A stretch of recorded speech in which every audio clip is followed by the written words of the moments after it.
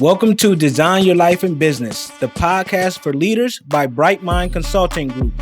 We give you the necessary tools to help you become the architect of not just your business, but your life too. I'm your host, Jevon Wooden. Hey, my dear friend, how are you, Sabrina? I'm well. How are you, Jevon? Doing well. Excited about this one. Sabrina is actually my friend. We go back a few years, so this one will be good. It's going to be great. I promise you. Absolutely. I already know. So first question, we get right into it over here. So who is Sabrina James? So Sabrina James, I guess I don't like to be defined or put in a box, but I can give you some of my characteristics and some things that I enjoy doing in my profession, obviously. There's many different layers to me, but first, obviously, I'm a child of God. I'm a mother. I'm a business owner. I have an accounting firm called AccounTAXstic. And I also love working out, business networking as well, too. So that's just some layers of who Sabrina James is. Now, I love it. I love it. So the name AccounTAXstic, how did you come up with that for your accounting firm? So I struggled with a business name in the beginning. I think I switched it 2 or 3 times. I think I reached out to you about the very first one. You was kind of like, ah. So I wanted something that had a meaning behind it. Instead of have a fantastic day, I like the AccounTAXstic. So it's more of an acronym before accounting and taxes. So that's two of my main streams of business, and I put them together and I said, oh, I like it. Now it's kind of hard for people to pronounce and spell. But again, as we grow and become very popular, I'm sure everyone will be pronouncing it correctly pretty soon. Absolutely. And I love how you did the play on words, putting it all together. I thought that was clever when I first saw it. So yeah, everyone's getting to know it. We see that you've been in Bloomberg. So we know that you're getting some traction, right? So you just wrote for them a few times. So that's what's up. And now we're bringing some of that knowledge over to the Design Your Life and Business podcast. So you know I'm about to ask you about some accounting questions, right? I So, know. so first is we're gonna go with some softball ones. What started your interest in accounting? Well, I fell into it. I worked in property management for 6 years. At a young age, I was a leasing consultant, worked my way up to assistant manager, and then a property manager. I had no clue what accounting was or had any interest in accounting until I had my son. And then I took some time off and decided to try to maybe do something different. And I had a recruiter reach out to me and say, hey, we see that you have Yardi software experience. What do you think about becoming a property accountant? And I thought about, I don't know, it seemed a little intimidating to me at first because at that time I didn't have any knowledge of accounting, but I have already acquired those skills as a property manager and didn't realize it. So as a property manager, I was making sure the purchase orders invoices was in there, processing payroll for my staff, coding invoices. So there was a lot of accounting skills I acquired. And that recruiter really helped revamp and highlight some of my accounting skills that I did as a property manager and assistant manager. And I tell you, the floodgates open. I have so many companies reach out to me because just that single software that I had, and obviously my level of professionalism as well, too, that I've never lacked a job since I've been in the accounting world. So I enjoy working with numbers behind a computer any day than having to deal with residents come in your office all day long or have to go through the burden of evicting residents as well, too. Absolutely. And we know you're very good at what you do. But I'm sure like the jump from, working in that residential setting where you're getting that check to becoming that entrepreneur and owning AccounTAXstic, it probably wasn't easy. So can you tell us a little bit about what that journey looked like for you? Sure. So when I started AccounTAXstic, I didn't seek out to start my own business per se. I didn't say, oh, I'm going to start this big successful accounting firm. That was not in my mind. I can remember when I graduated from Georgia State University, moved here to Maryland, and I took a job out in Silver Springs and sitting in traffic after I dropped my son off, sitting in traffic for an hour to get to work. I was just like, I didn't go to college just to come back and do this again. I'm well off in my career at this point. So I would listen to a lot of YouTube videos on how you can get multiple streams of income. So one of them was getting a side gig or doing extra little things, investing, real estate investing, a lot of things I would read and learn about.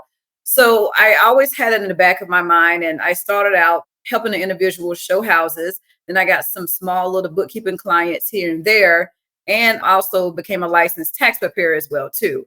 So once I had enough of all of these clients, at some point I was thinking, okay, instead of going to where they are or having a office to where I got to drive up there and they can meet me somewhere and I can go over these things. I mean, a lot of things are done remotely. I decided at that point, okay, you know what? Maybe I need an office space, right? To start meeting all these clients there. And well, prior to the office space, let's back up, I guess. I was still working a full-time job while doing all these side gigs. So COVID hit. I got laid off, which at that time I knew it was coming. I was not disappointed. I was happy with my little unemployment at that time. I had my side gigs. I was able to give more time to other clients. Then I thought about, okay, maybe I need an office, right? So I got an office space so I can have more clients come in the office, tax clients, bookkeeping clients, and then I got made sure I got into a space where I can add another teammate as well too. So it kind of took off from there. It wasn't like, oh, I'm going to be this accounting firm, I'm being Bloomberg, I'm going to be whatever. The funny thing is, I used to listen to Bloomberg in the morning time. So to be a writer for Bloomberg, write tax articles for them, and to be featured in Spotlight with Bloomberg Tax was just really like a wow. All of this happened within a year and a half, almost 2 years. So April the 15th made my business 2 year birthday. I gave my business a birthday and it's April the 15th. So I have a 2 year point. But yeah, so it's been taking off nonstop. A lot of people do ask me, are you afraid of not making or whatever? I've always been great with budgeting my money. And I'm a totally fake believer as well. I calculate the risk, but I'm also one to take the chance. And I believe, like this is going to work for me. And 9 times out of 10, it does. Absolutely. I mean, that's the mindset of an entrepreneur, right? It's like, you don't worry about the problem, you just figure it out. It's like as it comes, because no matter how much planning you do, something's going to go awry, and you just have to be willing to have that tenacity. And, being who you are and being a mom, I always salute to mothers. Mothers just have that embodied tenacity, embodied poise, embodied figuring it out. So, you're a natural. I've watched you grow. So I know all the things that you've gone through on this journey. So I salute you for sure. What's the difference? You mentioned bookkeeping as well. What's the difference between an accountant and a bookkeeper? So there's a huge difference. Accounting, I guess, is more of the bigger process. The bookkeeper normally during the day-to-day transactions, journal entries, categorizing certain transactions, and the accountant typically rolls over to where they are the overseer and can interpret the financial statements, right?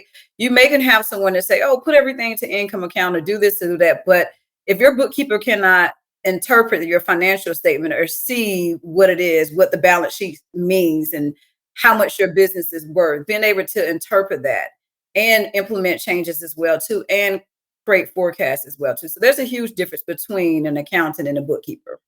Got it. Thank you for explaining that. Because you hear sometimes people use them interchangeably. I just wanted to make sure we had a clear delineation between the two. So, as an accountant, like, what are some common misconceptions you hear people saying about your profession? I think people don't realize how much work it takes. Even if it takes you 15 minutes, right? You may charge a certain price because you're charging based upon your value and your knowledge. And I think one of the misconceptions about an accounting is they believe that an accountant automatically does taxes or expertise in taxes. That's something that came later in my career. I was a property accountant for many years before I knew anything about taxes. I often would get asked, "Oh, you're an accountant. Do you do taxes?" For years, no, you know. And I got tired of asking that question. I was like, maybe I should start doing taxes. I think that was one of the misconceptions. However, they do work interchangeably, obviously in the finance world, but yeah, it's totally two separate, different industries. Yeah, because we always hear when someone says, "Hey, I need my tax file." You say, "You don't have a CPA," so it doesn't necessarily mean that CPA does the taxes. Is that what you're telling us? Yes. Now, CPA is different because it's a certified public accountant. So they are licensed to do taxes. I am not a CPA. I'm a licensed tax preparer, but I'm also an accountant by trade for around 13 years. So for me, it was never really an interest for me to get my CPA because I always sat in cubicles next to a CPA, right? So I was like, what's the point of going through this whole process? Now that I have my business, I have really no interest in it at all either. So you have people that can be a CPA and know certain industries or certain different types of accounting. You got governmental accounting, construction accounting, manufacturing accounting, real estate accounting. Most accountants typically specialize in a certain niche or area because it's so different. Same with the tax as well. They may have some tax knowledge, doesn't mean they're a tax expert, or they may know how to do individual taxes, but maybe not necessarily how to do business taxes. So it varies. Gotcha. So how do you stay up on all of that stuff that's happening in the tax and accounting world? Oh gosh. So taking classes all year long, basically. You do. You really have to. Tax laws change just like sun comes out, goes down every day, right? So I take a lot of tax classes typically for like the tax year. For an example, 2022 tax year. Most tax preparers, we take a lot of classes in and towards October, all the way around through the beginning of January, simply because there can be a law that can push through right now in May, but it may change by the time the end of the tax year ends. So you just want to get caught up on all your updated taxes, tax laws. So another thing that we are as licensed tax preparer through the state of Maryland, we have to have a certain amount of CPE credits to stay accredited. So, and I'm also part of the IRS annual filing season tax preparer as well. We have to have even more credits, CPE credits throughout the year to maintain that certification as well. Same as CPAs and enroll agents as well too. So we do have to have a certain in-depth knowledge of taking these classes on a recurring basis, but it's something that's just generally that I'm interested in. It's not just work for me. So I can go to sleep and turn off Netflix and read IRS publication 15, just so I can know like, oh, okay, this is good to know, just so I can better educate my clients. I don't know how you can read that and be like, yes, this is amazing. But I've watched her do it, everyone. Like, I've literally seen her do it. So she's not just saying that. She is really geeked about this type of stuff. So, with that being said, like, is that something that we as consumers of taxes and accounting products and services, should we be asking, like, hey, how do I know if your credentials are current? Or should we be checking in on any of that stuff? I would. Well, there's several ways. In my office, I have my Maryland State licensed tax preparer hanging up in my office, and also my IRS PIN and my IRS annual season filing certifications hanging up in my office. But a lot of time, you don't go into tax offices anymore. Matter of fact, 90% of my clients are remote, so they wouldn't be able to see that. They can see it on my website, but you can also go on irs.gov. You can check to see if that individual, and every state doesn't require tax preparers to be licensed, but you can see if they are registered with the IRS. They may have a P10, meaning that they can file taxes under, well, not even TurboTax, but another tax software. But as a tax firm owner, if someone has said they own a firm, they're the owner, you want to check and see if they have a EFIN. So that's where you can electronically file an identification number for your firm. And you want to make sure that they are in good standing with that. And you can check the IRS website for that as well too. I would also just take it a step further. If they're based out of Georgia, Texas, or whatever have you, I go on that state website to see if the business even exists and if it's in good standing as well. Because you do have a lot of fraud out there with people filing taxes, taking people's social security number and things, whatever have you. And, they're just going off what their neighbor told them, right? But always do your due diligence. If you can't find their first and last name on their IRS website at all, there's a database, do not use them. You heard that, designers. Make sure y'all doing your due diligence, especially when it comes to your money. Okay, don't just let anybody into your accounts and all that stuff, giving them your social or your EINs and all that. So make sure y'all check it. So thank you for mentioning that. So I'm wondering, like you mentioned TurboTax and something like that. What's the difference? How does someone know if they should be looking to file on their own or if they should be going to someone who is specializes in tax filing? So it depends upon your complexity of your tax return. If you have a basic W-2, it's just you by yourself. You don't have any online trading. You don't own a home. It's just you, right? You don't have any other things going on with your taxes. You may can get away with doing it on TurboTax, right? Because basically the calculation can be somewhat simple.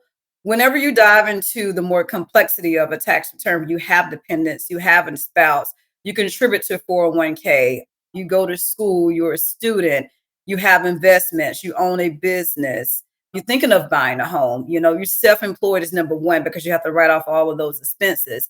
Then I definitely believe that you should get someone who specializes in business taxes or specialize in that arena of tax preparation and also have knowledge that can articulate to you as to how they can save you money in taxes, and then also some recommendations. So a lot of my clients come back to me every year simply because I do their tax return, but I also give them recommendations as to what to look for the following year as well. And that's something that you can't get on TurboTax. Absolutely. Yeah, we need that. And that kind of ties into my next question. Like for the designers listening right now, what are some top tips for keeping finances in order throughout the year so we're not scrambling when it's tax time? Number one, if you are a business owner, separate your personal expenses from your business expenses. Do not commingle funds. I mean, that is the number one rule. If you have a business, treat it like a business. Set up a business checking account. Or if you don't even have a checking account, separate it, keep the receipts at some point to where you can track it. A lot of people don't keep paper receipts anymore. I mean, receipts fade over time. You do have these little cool apps you can take pictures of it, but that can be time consuming and confusing, right? So 9 times out of 10, you do want to hire an accountant or a bookkeeper to start tracking those expenses for you. But if you do it on your own, just make sure you keep it separate. Even if you have two personal accounts, which if you have a business, you want to do a business account, but just make sure they're two separate expenses so you can have those bank statements. You can always reference back as to what the expenses are so you can write it off for your taxes. Number two, I would guess so in terms of creating a goal for yourself. In terms of what are your goals? You want to buy a home? You're self-employed, you want to buy a home, you want to grow your business. So there's a lot of different avenues in terms of what your steps should be, depending upon what your financial goals are. I had a call with a client today. He's self-employed and he wanted to know, okay, how do I start up a retirement plan? I'm self-employed. I used to have this through a W-2, right? So organize it in the sense of knowing what your goals are. That can kind of, that's your end point. You know how to track it going forward. Absolutely. And then you meant retirement is a great question because a lot of self-employed people, we have businesses, we don't even really know where to go. So what are some of those options that are out there for self-employed people? Right. So again, it ties back to your retirement goals. What type of retirement vehicle would you like to use? So the most common one people have as W-2 employees are your basic 401k. You may even be lucky to get with a company that matches your 401k. I guess standard, most people normally do around 3% contributions to your 401k. And that's an excellent resource to use because that is what we consider pre-tax dollars, right? That's money you earn. You didn't necessarily get in your paycheck because they take it before. So you're not paying taxes on that money when you file for that current year, unless, of course, you take a distribution. Same with the traditional IRA, and there's caps on how much you can contribute to a 401k. Same with IRA. Now, the IRA can be for self-employed or someone that's W-2 as well, too. There is special laws and regulations in terms of who can contribute to an IRA. If you make over a certain amount of income or your household size is a certain amount, then you may not be eligible to even create a IRA or a Roth IRA account because your income is over a certain amount. But most time, most people fall under that threshold and they can have it through their company, their job, if they're W-2, or if you're a self-employed like myself, you can seek out wealth management companies. There are several Morgan Stanley, you can find Northwest Mutual, Charles Schwab. There's endless companies that will manage your IRA or Roth IRA accounts for you and manage that portfolio. Within that portfolio, it gets real tricky. What do you want to invest in? What do you want that to look like? All right, what's your risk? How much are you contributing each month to that plan? Do you want to invest into just the stocks? Okay, if they do just invest into stock, what does it look like? S&P 500 or just some stocks that they're going to pick individually for you? They in turn may charge you a percentage on the value of your whole account. Could be 1%, but it could be a lot of money depending on how much money you have and what you have in the account, right? Or you can get one that's self-managed. You can maybe do it through E-Trade, or I know Ally Bank also has that option as well too, where they manage your IRA or Roth IRA account. They just take it out of your savings each month and put it there, and they have what they call an automatic system that chooses the stocks for you. Or you can do a Roth IRA split where you have multiple different types of investments, not just the stocks, right? You can invest in gold, you can invest in real estate.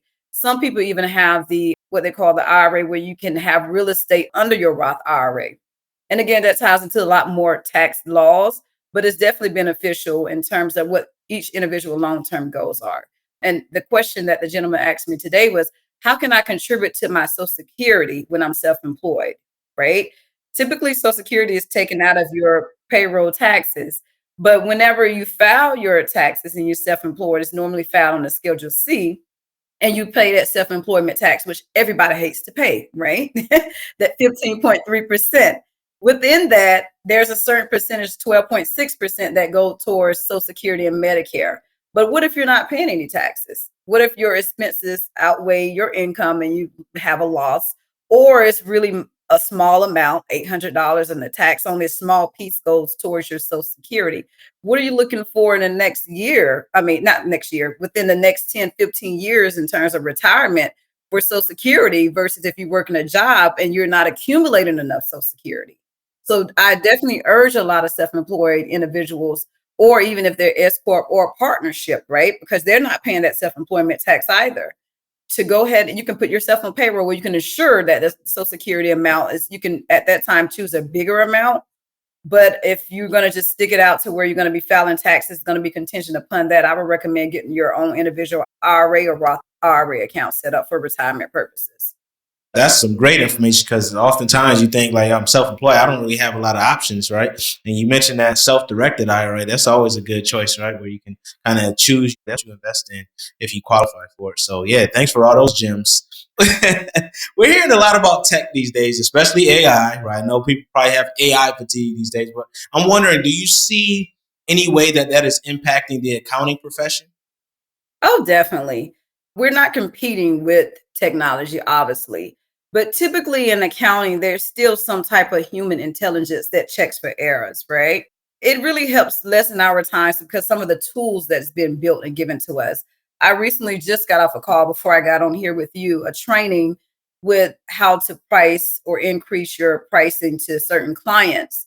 And he offered a certain type of software that does it for you, so that it can tell you you have 5 different types of services you want to offer, and it's easily chosen based upon which income level this person is. But anyway, it automates it for you, so you're not scratching your head trying to figure out, well, how much should I charge them for this? What's the market rate for this? How much can they afford? It breaks it down to the monthly amount that they recommend, and it gives you a basis, right? So you're not there trying to figure out, would this be too much for them or that? So it kind of shows you a bigger picture and what you can do. And it also calculate based upon the US standard. What is the fee based upon the US for this service? You know, a lot of times as an accountant, including myself, we underprice ourselves, our value, our worth, simply because we want to keep that clientele. But you can have 222 clients, right, paying a low rate versus 56 paying the amount that you want, that can equal the same amount of revenue that month. So again, it's not even about how many clients you have, but the quality of clients that you have, and being able to use automation and technology to articulate and explain that to the client. That is really helpful. Yeah, I mean, that's something we could use in the consulting world, right? That value based pricing, just how much should I price? That's a pretty cool tool that I haven't seen yet. So you just put me on to something. Create the software, Jevon. I know you're smart. Yeah, absolutely. I need that. There's another one, I believe it's called Chatbot. You ever heard of that before? Chatbot. I don't think so. So chatbot is basically if you want to write an article, but you have some keywords or a couple sentences, it kind of create it for you in your own level of expertise. So to save it, I haven't used it. Someone recommended it to me. And I'm hoping I'm saying the name of the business Oh, is correctly. it Chat GPT maybe? That's what it is. Well, I think there is a chatbot like on the App Store. That's probably where you got that from. But yeah, because there's a bunch of them that popped up using ChatGPT software. That's exactly what it is, Chat GPT. Yeah, that one's amazing for sure. I know I use it. I hope everyone's. You use it? I have never used it before, but it's something that I'm interested in. Yeah. I'll show you how to do it because it's really prompt engineering is where you're going to get the most bang for the buck. So you can craft things and teach it and train it and all that stuff. But yeah, it's pretty cool. So you, as an accountant, I'm sure you can use it in some way, writing all those boring drafts and stuff that you have to write. So speaking of ethics, what role does ethics play in the accounting world? So ethics is number one, definitely. You want to be able to trust any individual with your money. And not only that, to make sure that they're advising you correctly as well, too. I wouldn't name, but in the past years, I've worked with some people before, and I was just kind of like, trying to cut corners and do little things and whatever have you, it's not worth it in the long run. And then I may get a client request that may just ask me, well, can I just do this or do that? I'm like, no, you may not feel like you have a lot to lose, but my line and my reputation is on the line. So yeah, ethics to me is everything. People hold money dear near to their heart, and I pride myself off of being, ethical. That no one can say that, oh, she did this or told me this or this was incorrect or took any money from me or whatever have you. No, I clearly explain everything to my clients and I make sure that they're in compliance with the IRS and then also the general accounting acceptable principles as well too. I was gonna say, what happens when you fall out of those accounting principles? Like if someone does something wrong. So there's a lot of things that can happen. For an example, the earned income tax credit or the child tax credit or someone claiming to have a business but don't have a business. The IRS is now finding tax preparers for not doing what we call a due diligence check. So we're required to ask certain questions and put in writing that we ask those questions to the individual and that we have confirmed or under our assumption that that is accurate for them to claim those credits. So there's a due diligence. And as a tax preparer, you can be fined up to $500 per incident or criminally charged as well too. And some things I've went to some certain classes during tax season where one of the instructors gave an example, which she didn't know. Someone was giving him false W-2s. There was probably 12 or 13 people just coming to him, but word of mouth gets out. And he's just filing W-2s because they're W-2s. Now, we as tax preparers, we don't have time to go back and do a forensic check to see, is this real? Is this calculated? I mean, we get so many financial documents, right? But the IRS, being that it was so many being filed under his EFIN, under his firm, the IRS looked into him to see if he was in cahoots with the people that was creating these W-2s. Therefore, his firm was in criminal investigation where he could be indicted. They also went to his home, you know. So you have certain people that fall, and it wasn't fault of his. He didn't have any knowledge of it, knowing that, he's been doing taxes for over 30 years, right? But you just never know who's out there trying to get extra money and want you to do the work, right? So if there's something I'm not sure about, I always ask the question. Or for what I do for all of my new clients that I'm not familiar with, being that a lot of things are done remotely online, I request that they have an IRS authorization completed and filled out, and we submit that to the IRS. So with my firm, we do a due diligence check. We check to see if there's any fraud related to the Social Security number. We can see your tax history, your tax records, because you're a new client. I don't know where you're coming from. I mean, you can send me over your Social Security card, your ID. I never saw you. How do I know that it is you?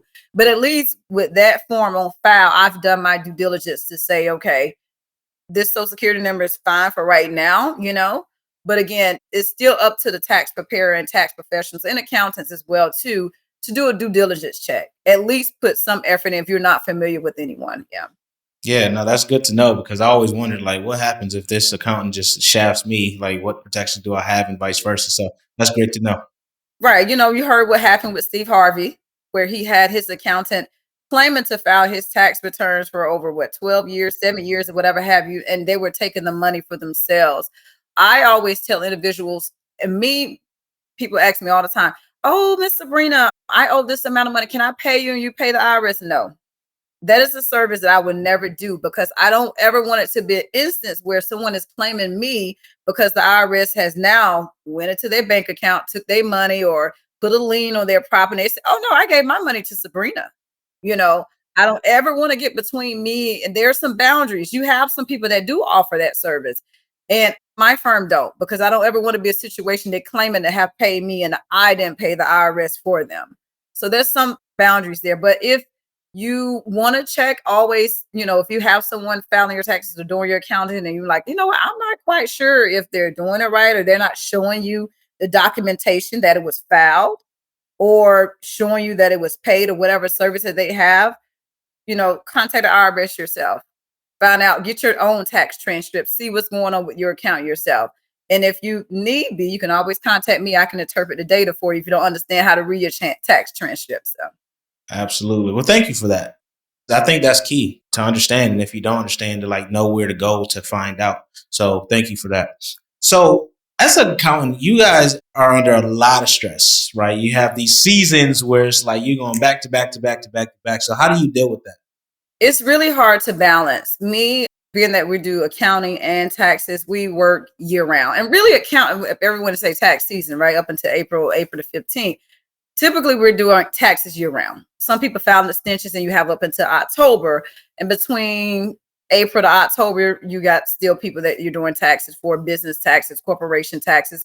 We do tax planning year round. So it doesn't stop really ever. In addition to accounting clients, that's monthly. So it's really hard to manage. Myself, I was just listening to TD Jakes. He was speaking on the Breakfast Club and he was talking about his book, Disrupted Thoughts, and he was saying that he hosted a business summit and they was able to find some analysis where I wouldn't even give the percentage, but there's a large percentage of Black business owners being self-employed and only having 1 or 2 employees, but they're not able to scale out to where it relieves them of their time so they can really have time to oversee and push the business forward.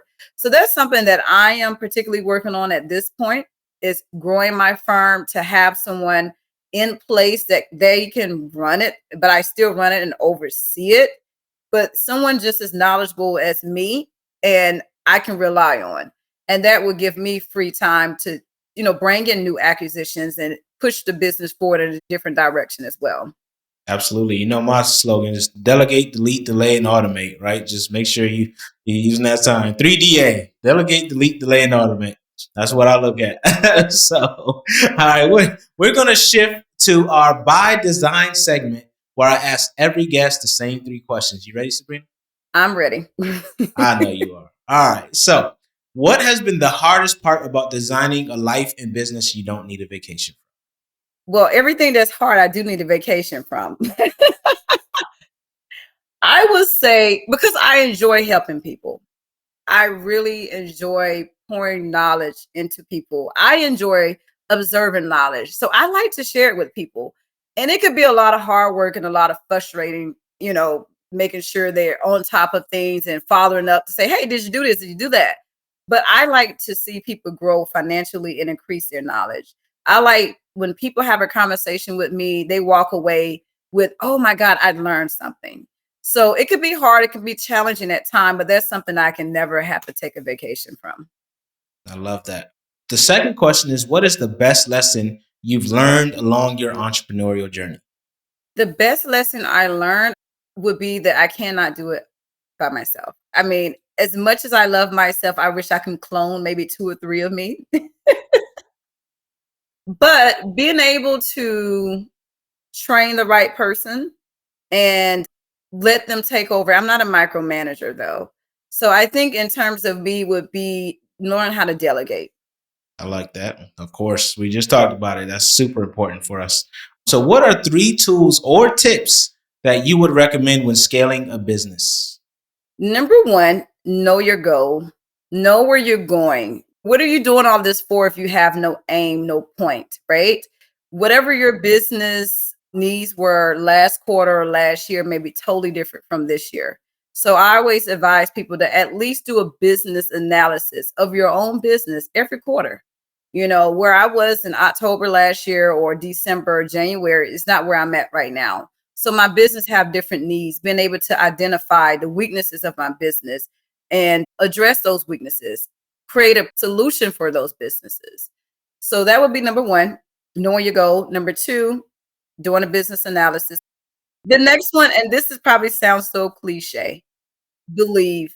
As a business owner, you're not going to know everything.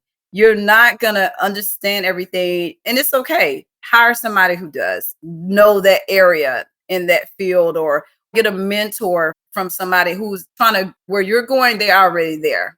So that would be tip 3. I love it. No, those are absolute cliches. Usually mean that it resonates and it still matters. So I'm all for cliches. But Sabrina, it's been amazing. I appreciate all the knowledge you have imparted on us. How can the designers connect with you? Sure. You can find me at www.AccounTAXstic.com. And that is AccounTAX.